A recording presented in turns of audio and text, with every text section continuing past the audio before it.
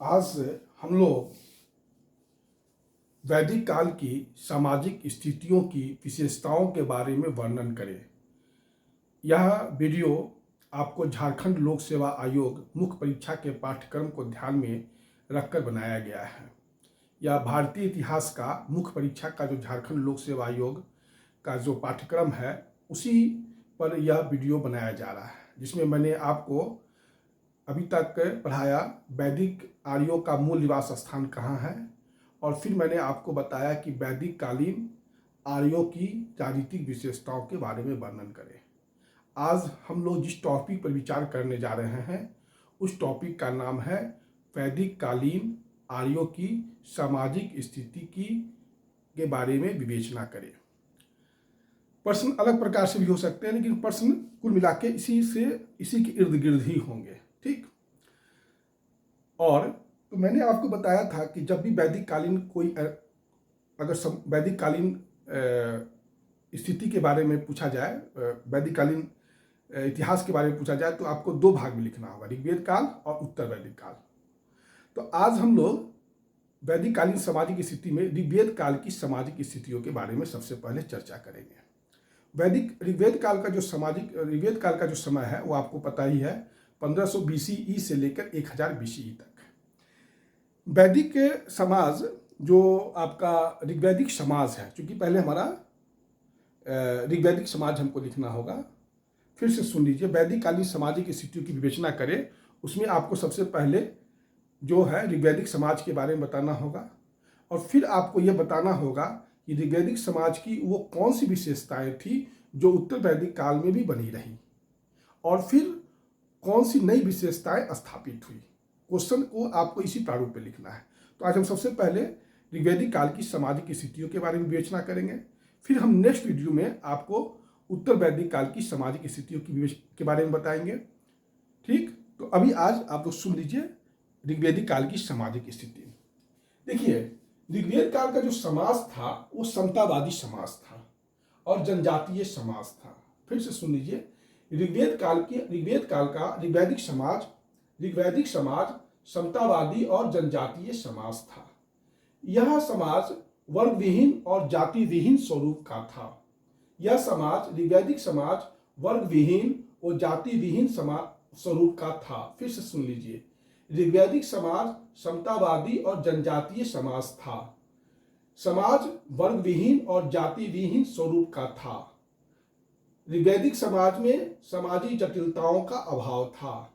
ऋग्वैदिक समाज में सामाजिक जटिलताओं का अभाव था। संपत्ति की अवधारणा अनुपस्थिति होने के कारण उत्पादन संसाधनों को प्राप्त करने की स्वतंत्रता थी। देखिए, सबसे पहले आप स्टार्टिंग कैसे कीजिएगा, तो स्टार्टिंग ऐसे कीजिएगा कि ऋग्वैदिक समाज समतावादी और जनजातीय स्वरूप का था। समाज वर्ग विहीन और जाति विहीन स्वरूप का था। सामाजिक जटिलताओं का अभाव था। संपत्ति की अवधारणा अनुपस्थिति होने के कारण उत्पादन संसाधनों को प्राप्त करने की स्वतंत्रता थी। क्लियर? यहां तक कोई दिक्कत नहीं हो रहा होगा। आपको पहला पैराग्राफ में लिखना है कि ऋग्वैदिक समाज एक समतावादी और जनजातीय एवं कबीलाई समाज था। समाज का स्वरूप वर्गविहीन और जाति विहीन था। सामाजिक जटिलताओं का अभाव था। संपत्ति की अवधारणा अनुपस्थिति होने के कारण उत्पादन संसाधनों को प्राप्त करने की स्वतंत्रता थी। ये आपका परिचय में लिखना है। उसके बाद आपको सेकेंड पैराग्राफ में लिखना है कि समाज 4 वर्ण में विभाजित था। सेकेंड पैराग्राफ में क्या लिखिएगा? समाज 4 वर्ण में विभाजित था। समाज पितृसत्तात्मक था। परिवार में कई पीढ़ियों के संबंधी एक साथ रहते थे। समाज में 4 वर्ण थे, ब्राह्मण, क्षत्रिय, वैश्य और शूद्र। इसका वर्णन ऋग्वेद के 10वें मंडल के पुरुष सूक्त में हुआ है। वर्ग विभाजन के बावजूद भी सामाजिक गतिशीलता बाधित नहीं हुई थी, क्योंकि वर्ण व्यवस्था का आधार कर्म था। कर्म में परिवर्तन के साथ वर्ण में परिवर्तन हो जाता था। ऋग्वेद के 7वें मंडल में एक व्यक्ति कहता है कि मैं कवि हूं, मेरा पिता वैद्य है तथा मेरी माता अन्न पीसती है।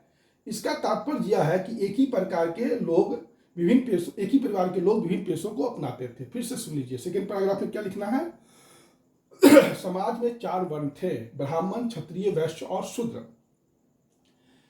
समाज पितृसत्तात्मक था, कई पीढ़ियों से संबंधित, कई पीढ़ियों के संबंधियों का समावेश था। एक ही परिवार में कई पीढ़ियों के लोग रहते थे। और समाज में ब्राह्मण, क्षत्रिय, फिर से सुन लीजिए, समाज 4 वर्ण में विभाजित था, समाज पितृसत्तात्मक था और कई पीढ़ियों के संबंधियों का समावेश परिवार में होता था। समाज में 4 वर्ण थे, ब्राह्मण, क्षत्रिय, वैश्य और शूद्र। ऋग्वेद के 10वें मंडल के पुरुष सूक्त में जो है 4 वर्णों की उत्पत्ति का वर्णन है। लेकिन इसके बावजूद भी, वर्ण विभाजन के बावजूद भी सामाजिक गतिशीलता बाधित नहीं हुई, क्योंकि वर्ण व्यवस्था का जो आधार था वो कर्म था। कर्म में परिवर्तन के साथ वर्ण में परिवर्तन हो जाता था। जैसे कि ब्राह्मण विश्वामित्र जन्म से जो थे क्षत्रिय से, लेकिन कर्म से ब्राह्मण हो गए। राजा भृगु क्या थे, वो जन्म से ब्राह्मण थे, लेकिन कर्म से क्या हो गया, वो क्षत्रिय हो गए। तो ये सब उदाहरण आपको दे दीजिए तो अच्छा रहेगा। ठीक। ऋग्वेद के 10वें मंडल में 7वें मंडल में एक व्यक्ति कहता है कि मैं कवि हूँ, मेरा पिता वैद्य है और मेरी माता अन्न पीसती है। फिर भी एक ही परिवार में रहते हुए हम लोग विभिन्न पेशों को अपनाते थे। यह आपको सेकेंड पैराग्राफ में लिखना है। फिर से सुन लीजिए, सेकेंड पैराग्राफ में क्या लिखना है वो मैं बता देता हूँ।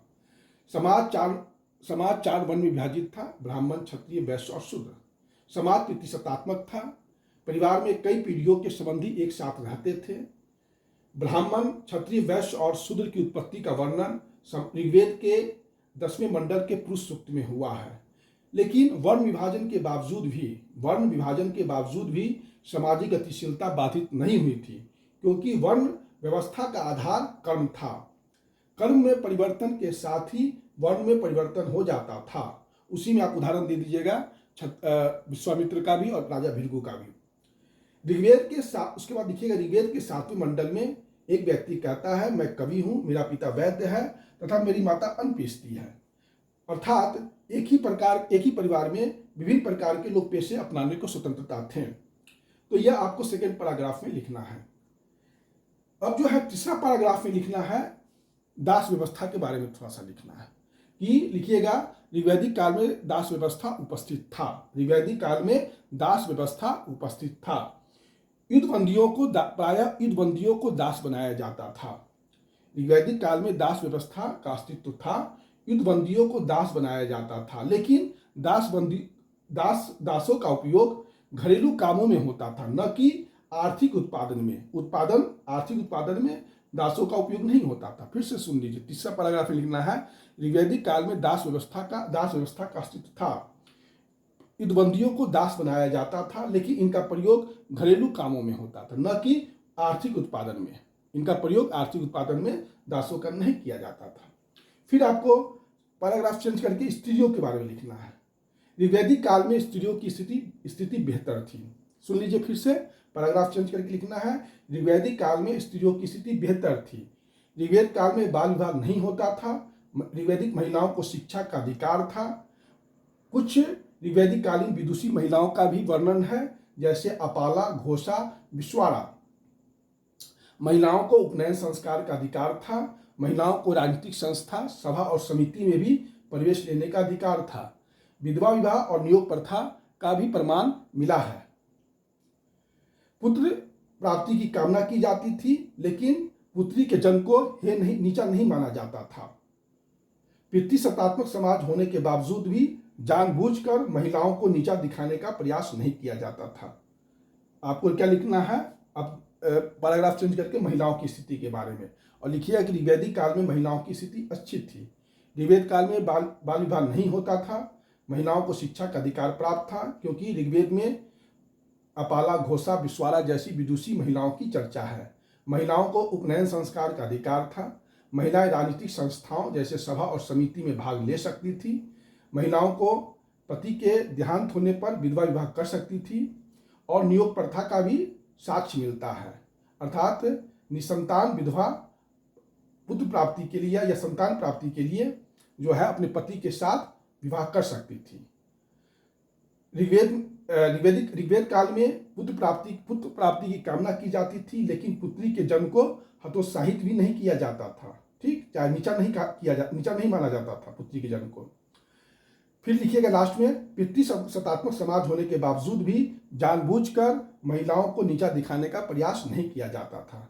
ये हो गया महिलाओं की स्थिति के बारे में। महिलाओं की स्थिति के बाद आप लिखिएगा रहन सहन और खान पान ऋग्वैदिक आर्यों का कैसा था। उसके बाद हमारा पॉइंट क्या बनेगा, रहन सहन और खान पान। रहन सहन में आपको बताना है कि ऋग्वैदिक आर्य सूती और ऊनी दोनों प्रकार के वस्त्र पहनते थे। वे स्त्री और पुरुष दोनों आभूषण प्रिय थे। ऋग्वैदिक आर्य सूती एवं ऊनी दोनों प्रकार के वस्त्र पहनते थे। महिलाएं एवं पुरुष दोनों आभूषण प्रिय थे।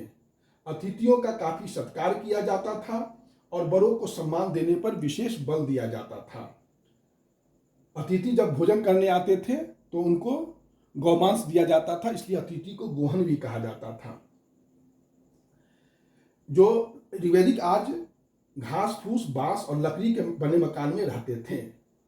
बीमारी से छुटकारा पाने के लिए ऋग्वैदिक आर्य तंत्र मंत्र जादू टोना का भी प्रयोग करते थे, से परिचित थे। पारिवारिक शिक्षा पर विशेष बल दिया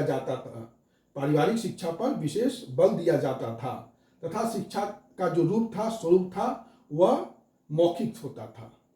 ऋग्वैदिक आर्य भोजन में अनाज लेते थे और दूध एवं दूध से बनी वस्तुएं एवं फल लेते थे। ऋग्वैदिक आर्य सोम और सूरा के भी प्रिय थे।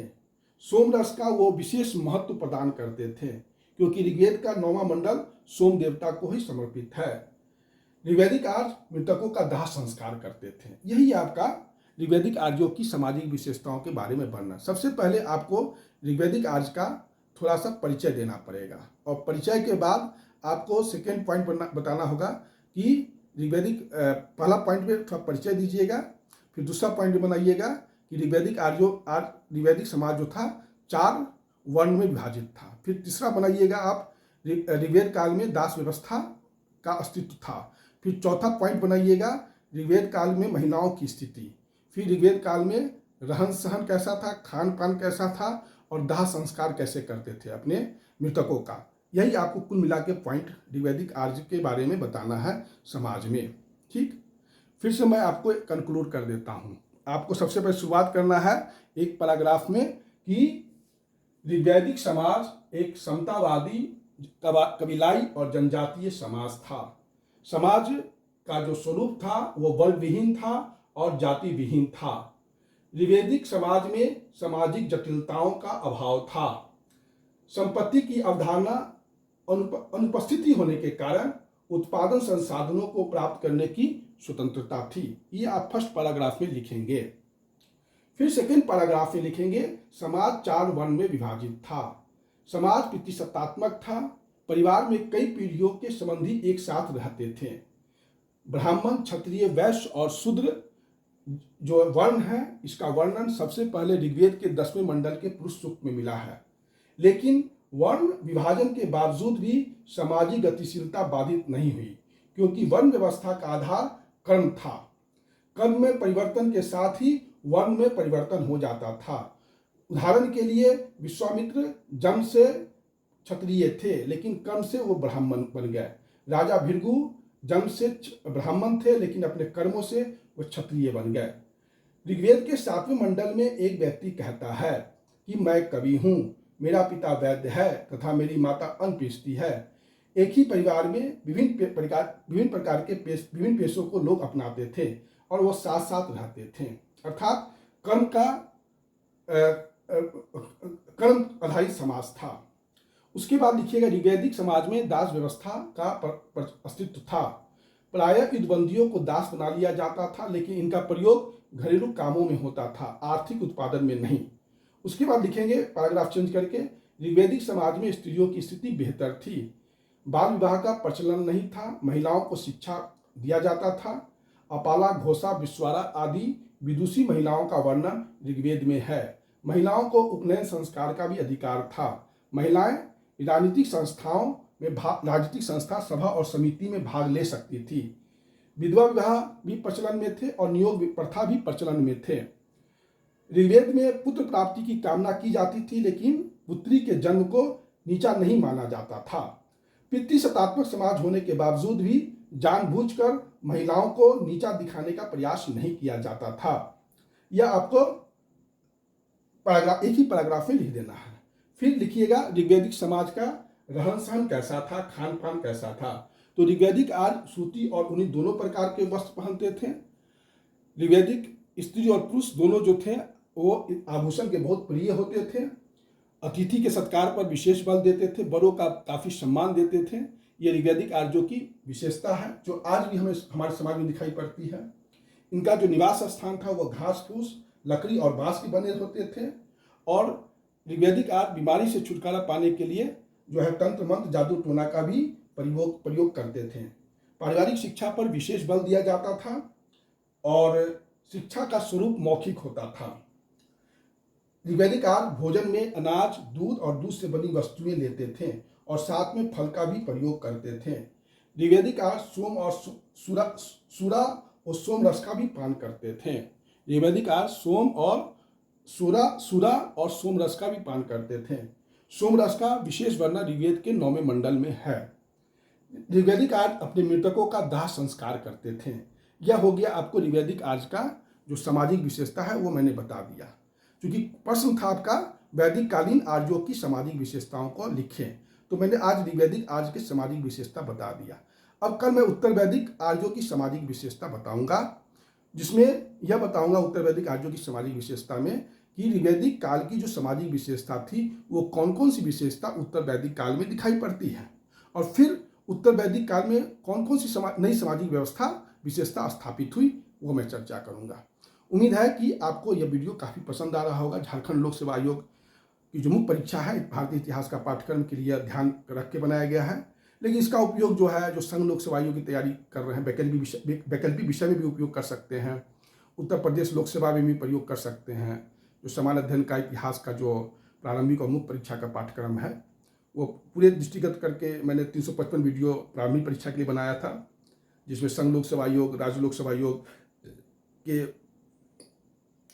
को ध्यान में रखते बनाया गया था। और ये जो वीडियो की श्रृंखला मैंने शुरू किया है ये झारखंड लोक सेवा आयोग को ही ध्यान में रखकर मैंने शुरू किया है। उम्मीद है कि आप लोगों को ये वीडियो काफ़ी पसंद आ रहा होगा और आप लोग कमेंट जरूर किया कीजिए, क्योंकि आपका कमेंट ही मेरे उत्साह को और मेरे जिज्ञासा को बनाए रखेगा। धन्यवाद।